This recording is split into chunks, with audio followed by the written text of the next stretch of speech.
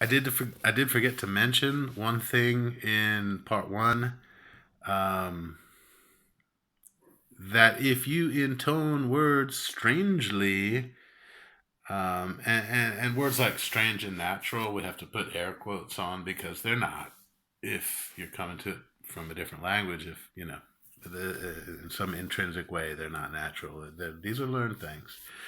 But if you do it in an unconventional way, it can make it hard to understand. Obviously, I think from the first example I gave you with the try it, you like it, huh? But also you can hurt your message because you can make somebody look for meanings that aren't there.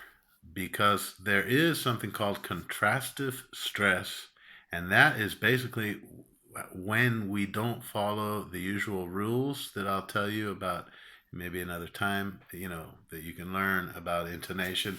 But like if I were to say I've got this pen and I got it off Monse a few minutes ago, and somebody wants to remind me, to return it to her. So they could say, "Hey, do you still have Monse's pen?" And I could say, "No, I gave it to her. I gave it to her." That would be the normal thing, right? Only gave is the content word, really. The pronoun I, the preposition to, the other pronoun her, pronoun it. They don't get a lot of emphasis. I gave it to her. Don't worry, I gave it to her. Um, but what if somebody asked me, did you give it to James? I said, no, I gave it to her.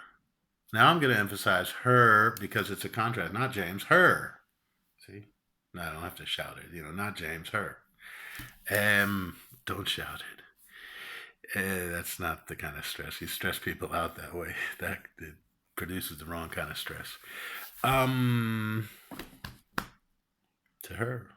So if you emphasize a weird word, um, like I went to the store, these somebody's going to be on that these, and why that get emphasized? Why? Because we're trained to look for the meaning, and if you stress a word that shouldn't be stressed, there's got to be a reason, right? You're contrasting with something with what?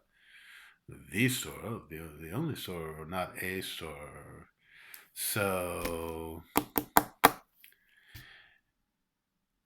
it's important for your message. Just wanted to add that. Now let's go to finally to part two. This take forever. Sorry.